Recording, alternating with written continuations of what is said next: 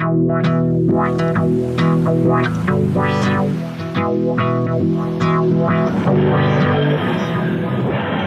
and welcome to episode 11 of Desert Island 2.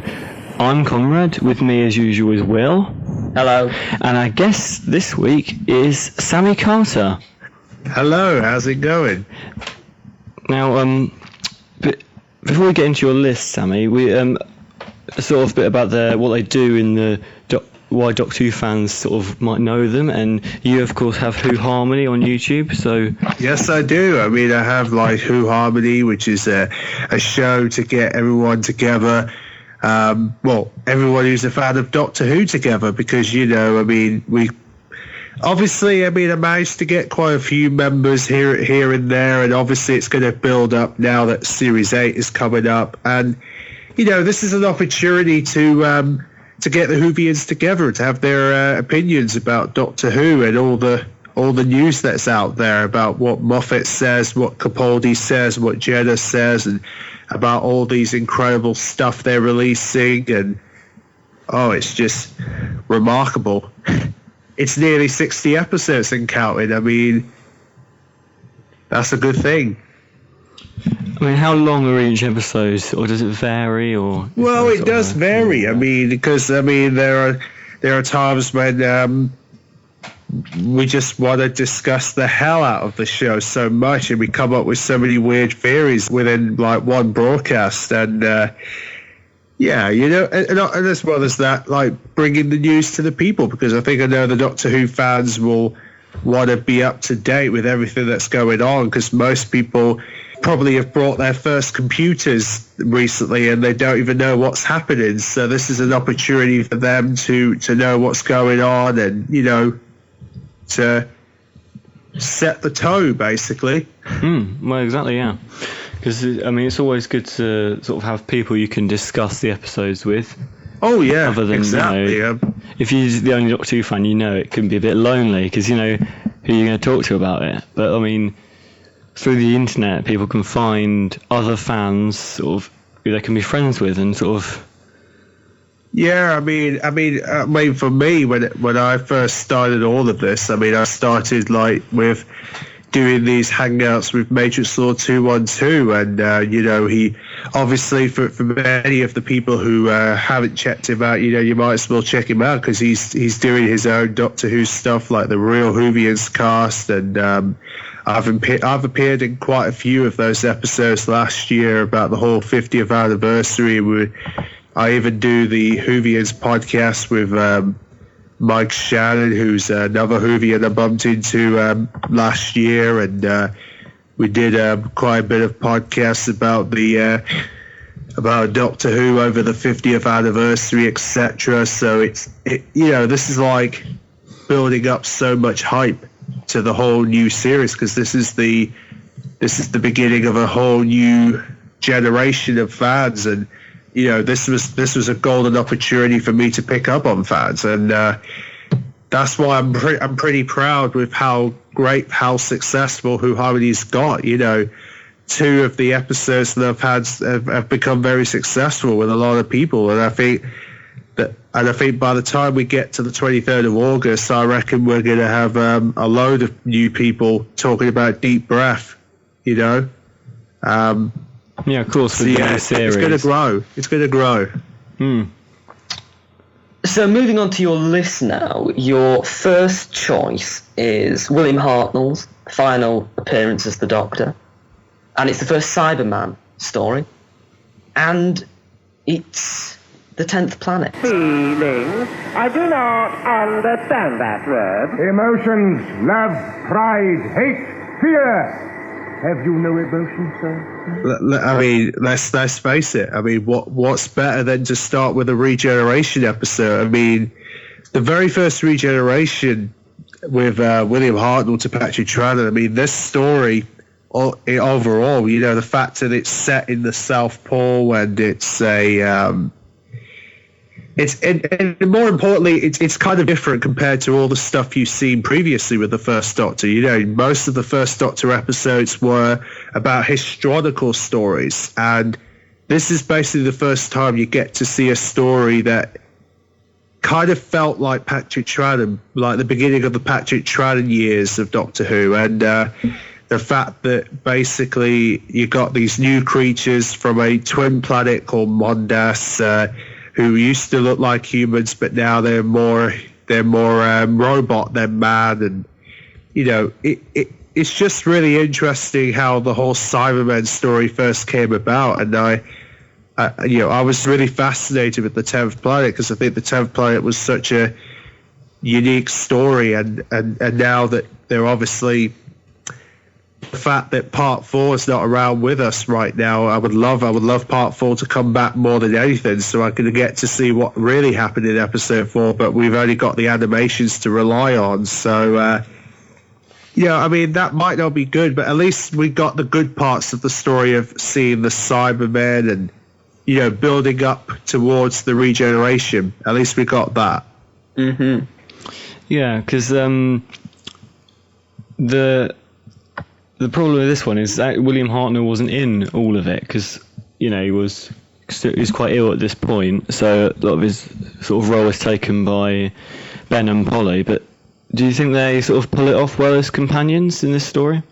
Yeah, I mean, Ben and Polly, they were great companions. It's a shame. It's a shame that Annika Wills, the fact that some of her episodes are no longer around. I feel sorry for her because really, for a 60s companion to not have hardly any complete stories feels really bad. It really does, and I feel pretty bad about it, because every time Annika Wills talks about how great her story was with Patrick Troughton, you look at it and you think, God, it must have been a really good episode. And I feel sorry for the fact that she had to lose like sections of her stories just because they couldn't keep it in their library, which I felt was really bad. So I'm glad that they've appreciated that, and yeah, exactly. Yeah. Obviously, you have got the reconstruction with the animation with this one. Do you think the animation holds up well compared to the other ones on DVD releases that they've done? Yeah, I mean, the animations look pretty good, actually. I mean, for a good animator to put so much effort to it, I mean, wow, pretty impressive. And I mean, some people are obviously not. I know some people are not so keen on the animations because they prefer the real thing. I mean, this is all we've got, people. This is the only stuff we can rely on until stuff comes through the whole until stuff returns. I mean, this is all we can rely on. So basically, the 10th Planet. The 10th Planet overall, I mean, Ben and Holly in animation, they look really good. I mean, the animation sculpt with their heads and etc. It felt like them. It felt like them in such a way, and to see them looking at something and thinking, wow, they must have spent ages to put in this whole thing together. I mean, the animators did a great job, and I just feel, again, I mean, I hope they do appreciate their animated cells, and I'm hoping that a lot of fans will appreciate it more now that what I've been saying is true in fact. But I know that some people will have mixed reactions with the animation until we see otherwise, but Yeah. So, obviously, 10th Planet is a Ben and Polly Cyberman story with animation. Well, your next choice is also a Ben and Polly Cyberman story which has been completed with animation. It's the Moonbase. You devils, you killed him! An unarmed man! Get up! See that they remain there. Yeah, the Moonbase. I mean, come on. The Moonbase is creepy. It's a creepy sort of story. It's really, it's a brilliant story. I mean, I've got nothing against the moon base, and I've got nothing against the whole story. I mean, it's one of those stories that everyone talks about, saying this is the classic Cybermen. This is the Cybermen they want to see more, and I'm glad. You know, like I said, I'm pretty glad that they're going to. They're glad that the moon base has got a lot of good reception, because I think the moon base deserves it. You know. Because I mean, this is like Cybermen at their creepiest. This is like going on the moon base and watching the Cybermen do what they love. You know, because come on, what's better than to see Cybermen? You know, that's just great. You know, Cybermen galore. Yeah, because this is one of Troughton's like very earliest stories. Do you think his performance in this is one of the highlights? Yeah, I mean, Patrick Troughton did a really good job on this episode. I mean, I'm glad that the writers really accepted Patrick Troughton for doing such a great job, and like I said, well done for Troughton. And it's a shame he's passed away, because if he was alive right now, I'd certainly get his autograph and say well done for the whole Moonbase section. But we have to live with what the facts are, and that is that Patrick Troughton's not around. So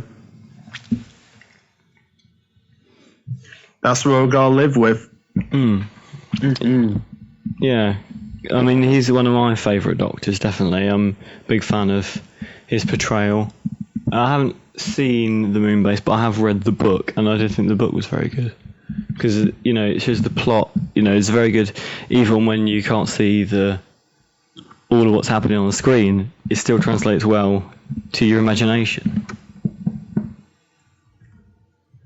Yeah, it does. I mean, it feels really, really grateful. It really does, and I'm pretty glad that they've animated the Moonbase, and I'm glad that the Moonbase has got a really good DVD sales, and hopefully they'll add some special. Well, I mean, we've got a few special features, but maybe they'll give us a special edition down the road with even more details about the Moonbase they can throw in. Now, your next choice is another Troughton story. It's a Troughton story that was recently recovered, and it is The Enemy of the World. Check the meter levels. Full power on line 1, Salamander. Oh, good. No faults indicated.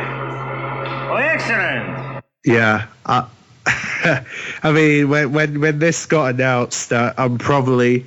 It's funny, really, because, I remember the whole, Bleeding Cool sections that came out, back in June last year, and they were saying, there's a mother load of Doctor Who being found, and everyone was like, wow, really? A mother load of Doctor Who being discovered in Africa? And then, it kind of built it up, and they were like, oh, what could be found? What could be coming? And then everyone was like, no, don't be silly, Sarah, you're being ridiculous. But then when The Enemy and Web came along, and the fact that The Enemy of the World got released, I was so glad, because this was a story I really wanted to watch, because I heard the audio and I was so fascinated with it. I was thinking, wouldn't it be better if there wasn't any telesnaps for this episode, and then all of a sudden it comes out on DVD and iTunes and it goes out everywhere that it's back, and then I'm like, that is fantastic. I mean, The Enemy of the World, the fact that Patrick Troughton does a fantastic job as Salamander is just wow. To see him as a double ganger, I always had a feeling that in the future they're going to do another type story like Salamander in the future, because I mean, come on, what's better than to bring back the Salamander character? Because I mean, he's not dead really. He's in space. I mean, most people will think he's dead, but he's in space, so he'll be bound to return at some point. But such a fantastic story, and it was like a James Bond in certain places. And this is pretty much the first episode you get to see no big villains except for Salamander, who is the double ganger for the Doctor. It's quite unusual from other Patrick Troughton stories, isn't it? It is. It's very unusual, and I'm just so glad that the BBC had found copies of it, because they did the job. Yeah, because it wasn't when it was just on audio and a reconstruction.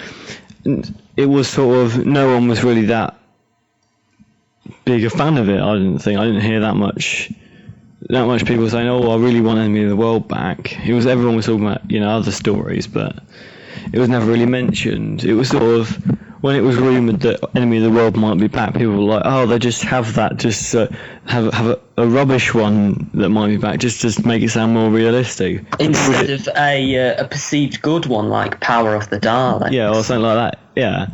They thought, oh, rather than just saying all these good ones are back, which people wouldn't believe, they've just made up some rubbish one. Whereas when it was actually back, people got to see it's not rubbish. It's one of the best.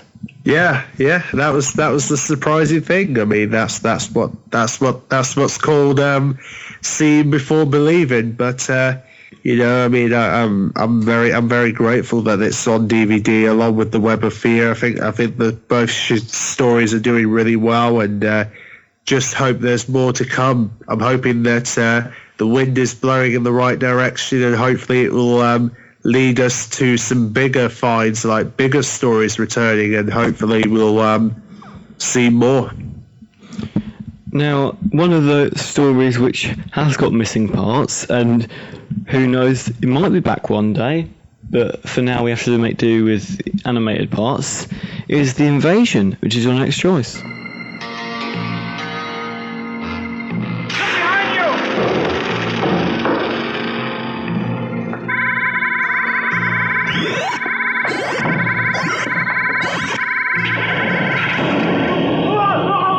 Yeah, The Invasion. It's a great story. It really is. And the Brigadier bringing Unit for the very first time, it kind of basically was the setup of the Third Doctor in a way, because Unit and the Third Doctor kind of bonded together within episode 1, and I think this was the test run for it. And I think Patrick Troughton did really well on this, because this was because Brigadier was used to the Second Doctor much more than any other Doctor, but at the same time, working with all the other Doctors he worked with, he had equal share with them. So in a way, Nicholas Courtney Brigadier kind of got a really good run as the a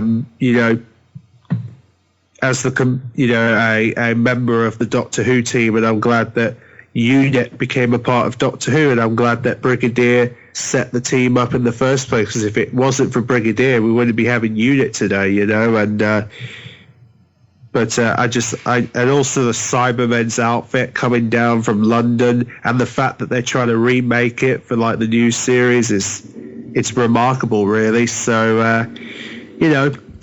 I mean, every time every time you got the Cybermen in it, you always have the picture of them at the steps of St. Paul's, which I saw in the Daily Mirror from the new series. There was a picture of them on the steps of St. Paul's, and it didn't mention like it'd be any reference to the invasion, and I was kind of annoyed. I thought they haven't spotted there that that's a reference to a past story.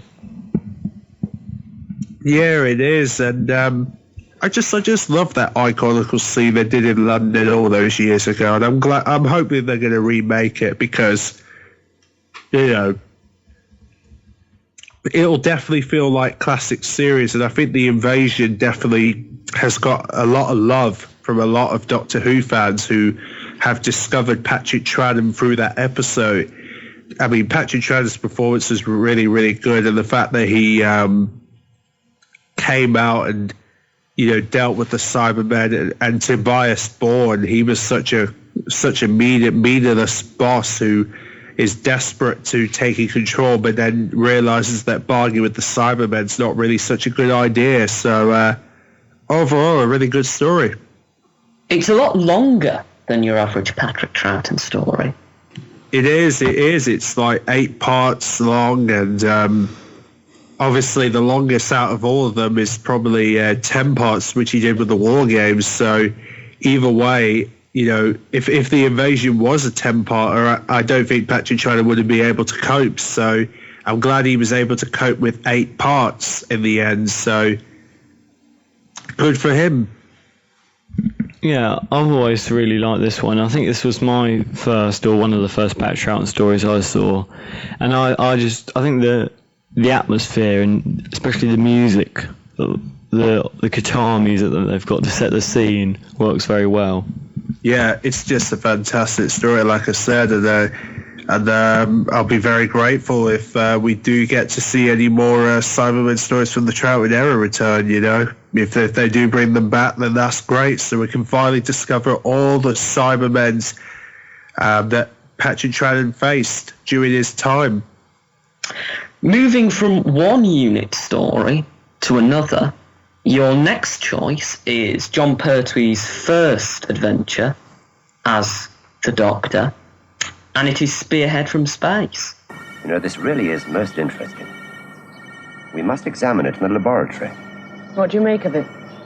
Well, I was right about the shape, wasn't I? The signal must have been muffled by the metal of that trunk. It's most interesting. Yeah, Spearhead from Space is such a fantastic story. The Autons are brilliant monsters, a great way of the writers coming up with the whole thing about plastic turning against you. It was a whole great idea, and then you got the unit soldiers again. Brigadier doing absolutely well to try and cope with the whole regenerations process, and the fact that he looks at an older man and he realizes that he's not the Doctor that he used to know, and it took him a while to get used to this guy. So overall, it was such a great story, and I loved the whole Auton idea. Just the plastic idea was amazing plan, and I think the Doctor, it kind of set John Pertwee's Doctor in a good style. I'm pretty impressed. Yeah, I mean, this one sort of has got the start of the exile onto Earth. It's sort of the first Earthbound invasion, really, we get, other than invasion, things like the invasion and the war machines. But I mean, the start of it becoming a regular thing in this episode, and I suppose that brings the fear and the terror home to the audience, doesn't it? Yeah, it does. It definitely brings a lot of terror, and I think a lot of people were pretty scared of the Autons, and I think the Autons did a really good job introducing the Autons to the world of Doctor Who. Yeah. Obviously, the Autons these days, they're not being used that much, but I mean, at least the Autons from the classic series were used pretty well.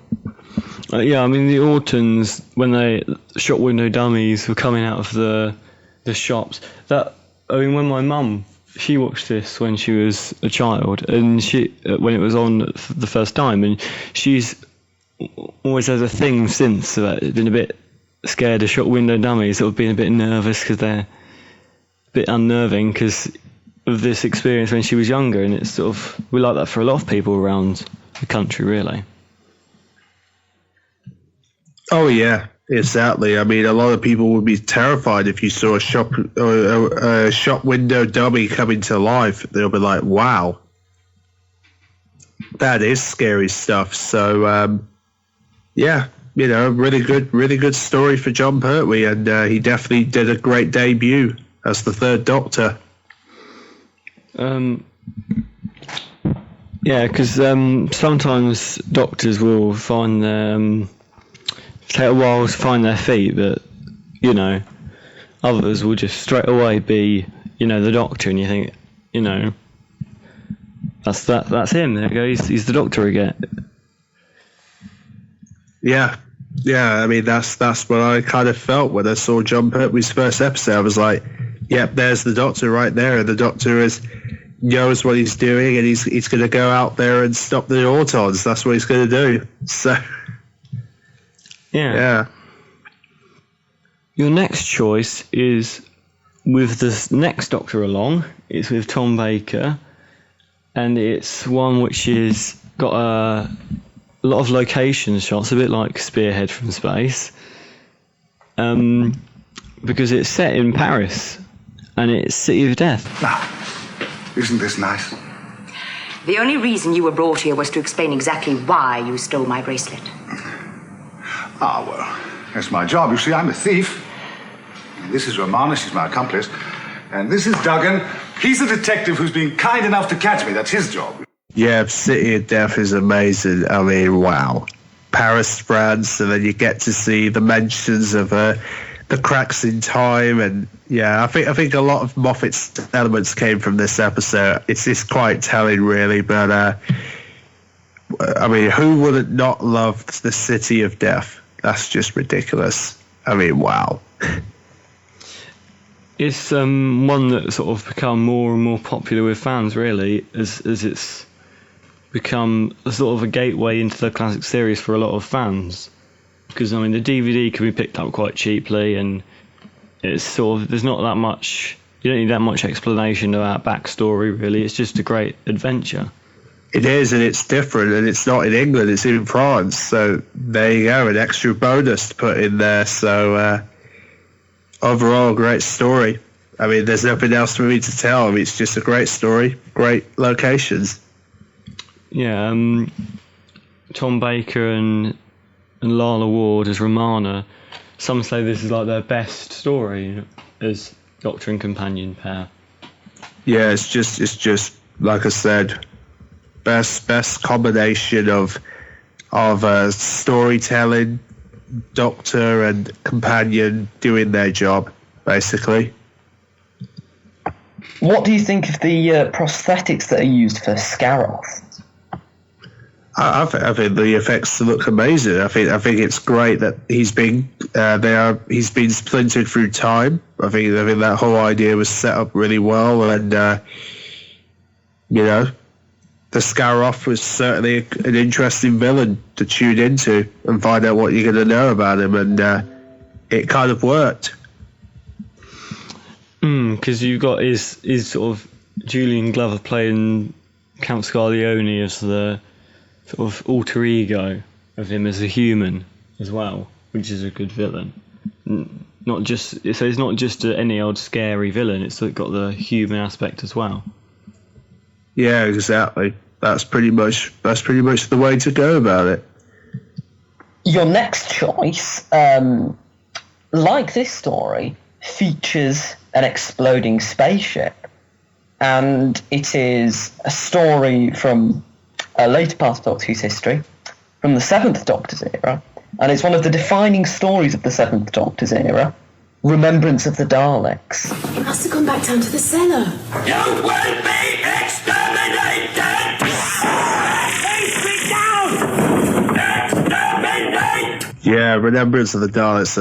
This is probably the best Dalek story I've ever came across. When I saw this story, I just fell in love with it from the minute get-go, because it was so different, it felt refreshing, and it felt like it kind of felt like home to me. You know, this was the story that got me liking Ace, got me liking the Seventh Doctor, got me liking the whole Daleks factures of two different Daleks and the whole Davros thing, and goodness gracious, Coalhill School and all the elements from 1963 in this. It's just a brilliant story, a brilliant episode, 4-parter, definitely worth picking up on DVD if you haven't picked it up. I mean, it's fantastic story. I was literally in shock, and I was sitting there the first time watching it and thinking, this is going to be a good story, and then I said, this is even better. So great story all around. Yeah, this is a very popular one. I don't know that many people who don't like it, though. People have sort of criticised it for, you know, the Doctor being a bit of a planner and sort of having these big schemes rather than just turning up. But then I quite like that aspect, because it's kind of different to most of the other episodes. It brings something fresh to the show, doesn't it?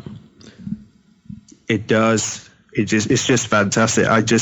I hope they do something similar to this at some point with the Daleks, because I think they need to bring it back to the Remembrance of the Daleks style at some point. I mean, if they did stuff like this, I think everybody would love the Daleks. Yeah, because the actual Daleks plan in this isn't like, it's a sort of sensible. It's not like over the top or, you know, unrealistic or something. You might think, oh, they've gone a bit, you know, they're trying to overdo it here. It's sort of a sensible sort of plan that but it's still scary, and you think it's a threat. Yeah, that's pretty much explains what I think of it. Really, you know, the plan was perfect, and the Hand of Omega certainly got a lot of hype with it, and I think Sylvester McCoy definitely acted his socks off for this one, because he knew this was going to be popular. He knew he was. So yeah, there's it's almost a better 25th anniversary story than the actual 25th anniversary story, Silver Nemesis, because you've got the Coal School and the Daleks and all that coming back. Exactly. That's the beauty of it. And it's just, I think what makes it especially popular is for fans who, like some who might have drifted out of the show. We've had people choose this story before on the podcast, and one of our people, like for instance Neil Perryman from The Wife in Space, he chose it because he sort of drifted out of Doctor Who over sort of the end of Peter Davison, Colin Baker, because, you know, not all of those stories are some of the best, but then he happened to turn it on one day and it was Remembrance of the Daleks, and it brought him back into it because it was just like the show was new again, very popular, and it's sort of a popular show amongst fans. Oh yeah, exactly. That's the beauty of Remembrance of the Daleks. I mean, Remembrance of the Daleks will always be remembered as one of the greats. That's what it will be remembered as, and I think Sylvester McCoy should be proud about that. And I hope at some point to, you know, I would love to meet Sylvester McCoy. And I mean, I met Sophie Aldred back in the 50th anniversary celebration, and I even told her how great it was, and she was pretty impressed that I was enjoying it. So, you know, that's the beauty of loving these episodes and then meeting the actors later on, and, you know, just remarkable. And going on from a story which is very popular, seen as one of the top 10 best, to a story that is actually a bit more controversial choice, that you might say. That because in the 50th anniversary poll, it was in the bottom 10, which you obviously disagree with, and the story is The Rings of Akaten. All these people who lived in terror of you and your judgment. All these people whose ancestors devoted themselves, sacrificed themselves to you. Can you hear them singing? Yeah, The Rings of Akaten. I mean, you're kidding me?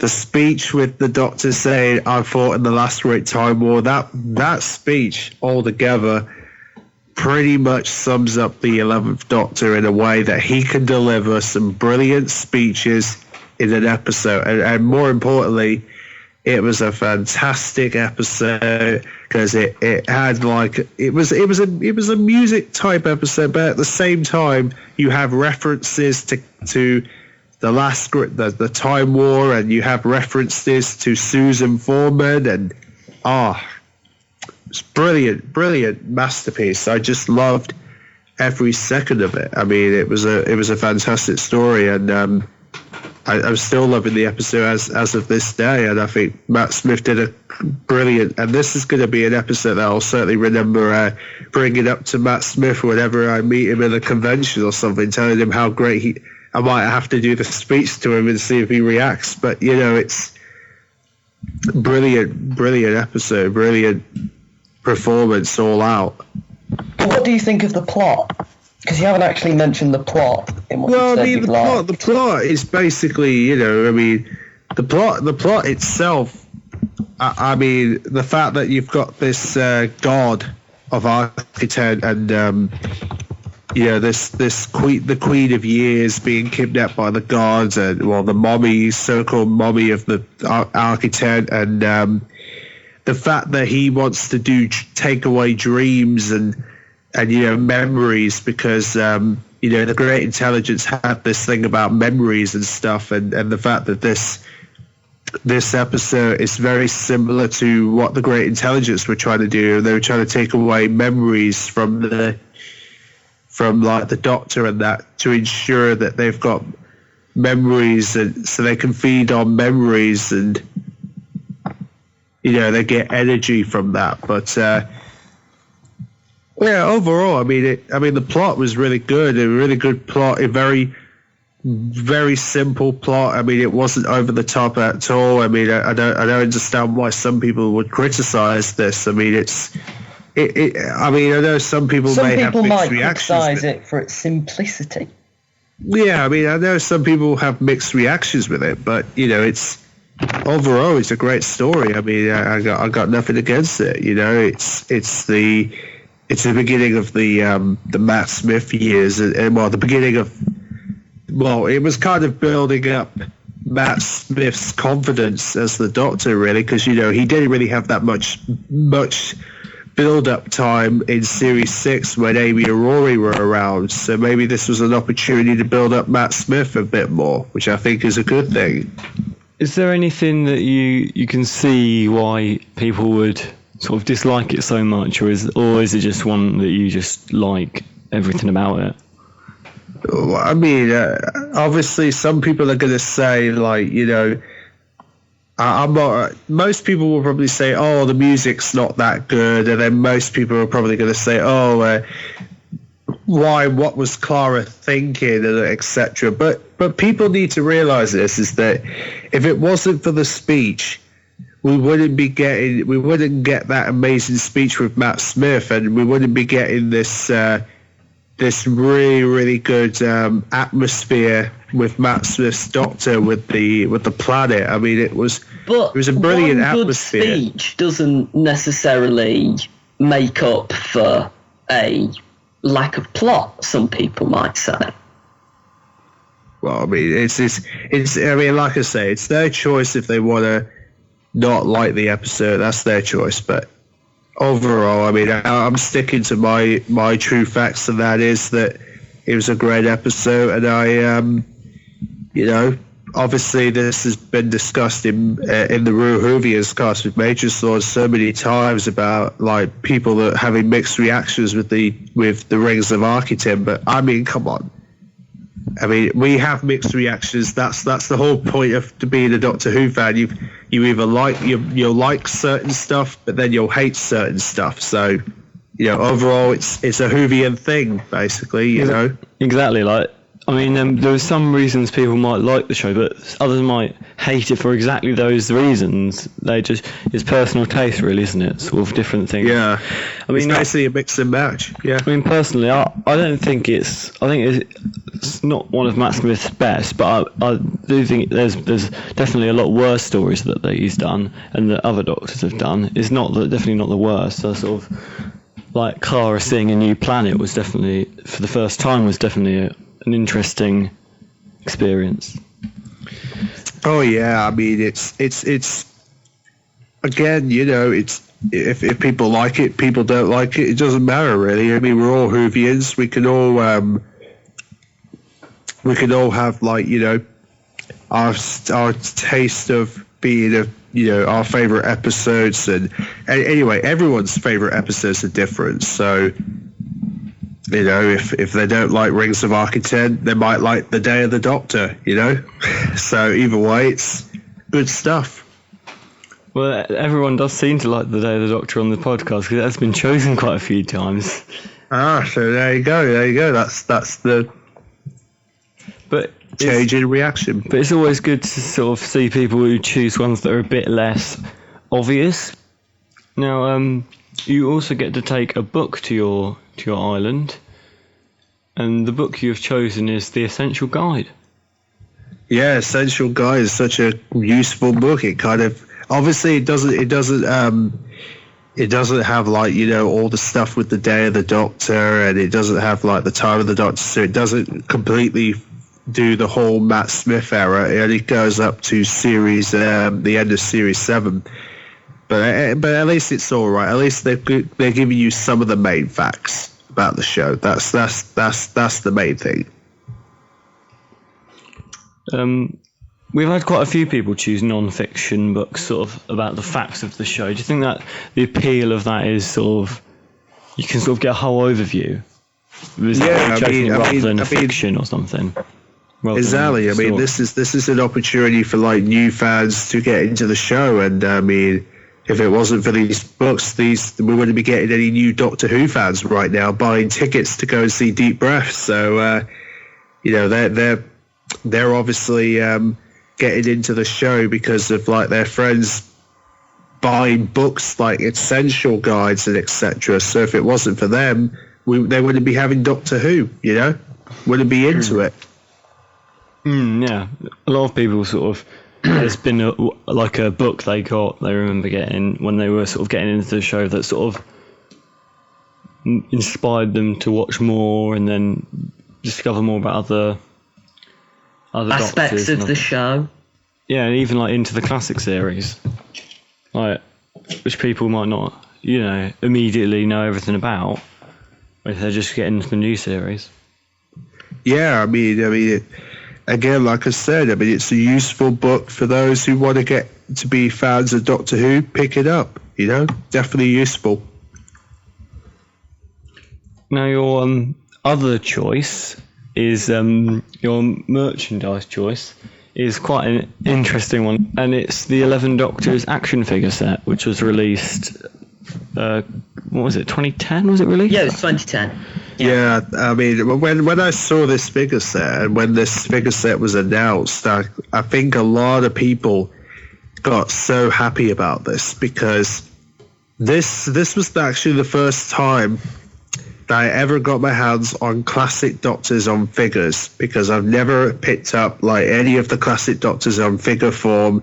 The only Doctors I had at that time was like the 9th Doctor, the 10th Doctor, and you know, just about a couple of figures of the 11th Doctor, and that's as far as I went. And then when this set came out, it was basically a chance for me to hold all the Doctors in full, really. And obviously now we've got the War Doctor and the 12th Doctor coming through, so obviously now there are 2 Doctors now yet to add, and but at least they've got like the Doctors that came in 2010 before John Hurt was revealed. Well, have you got many other figures that sort of go in your collection that go along with it, or is it, you know, just mainly the Doctors that you're interested in? Well, I mean, I think it was probably because of the fact that I was getting so much into the classic series, and because of the whole figures of all the classic Doctors, and because I didn't get any of the classic Doctors on figures before, this really tempted me to going out there and picking it up, because, you know, I needed to get my hands on the Doctors, and this was also an opportunity for me to get my hands on the very first Paul McGann figure, the first figure of the 8th Doctor, so it kind of went well, basically. Yeah, of course, there hadn't been a figure of Paul McGann at this point, and for some of the other Doctors, for instance, like the first 3, you could only get action figures of them in like inexpensive box sets that were sort of limited edition. This was the first time sort of general fans could actually get the action figures of the normal versions of the earlier Doctors. Yeah, pretty much. This was like the first time you could get your hands on them, and I was really, really impressed with it. And because something like the 11 Doctors could never actually happen on screen, because obviously some of the Doctors have passed away, you can sort of make your own versions of the Doctors meeting up with using the action figures. It's some of the best ways to do it, really. Yeah, that's pretty much the best way to go about it. And you know, I think a lot of people doing figure adventures with them did really well to capitalize on that. You have a personal favourite out of the figures? Well, I mean, I think it's safe to assume that, you know, the Tom Baker one was such a popular one, I would say, because, you know, Tom Baker is, I mean, come on, he's the longest serving Doctor. The guys who always say he's the Doctor, so yeah, I'm certainly putting it out there that he is, you know, the figure I like. Right. I think that's about it, isn't it? Yeah. So, thanks for being on the podcast, Sammy. Yeah, no problem. I've been Conrad, as usual. With me is Will, and Bye. If anyone wants to check out Who Harmony, Sammy, how would they go about that? The best way to do it is basically by going to youtube.com/user/the 13th. Well, actually, it's actually, there's a channel called Sammy's Extras where you'll be able to find where there's a playlist with all the Who harmonies that I've got, and it's on the main homepage, so you'll be able to see all the Who harmonies I've done, and you know, it's definitely worth checking out. I mean, the viewing figures are almost nearly over 100,000, nearly. So we're getting there. Well, I think we shall close now. Yeah. So thank you for everyone for listening. We won't see you, but you will hear us in the next episode. Thank you, everyone. Goodbye.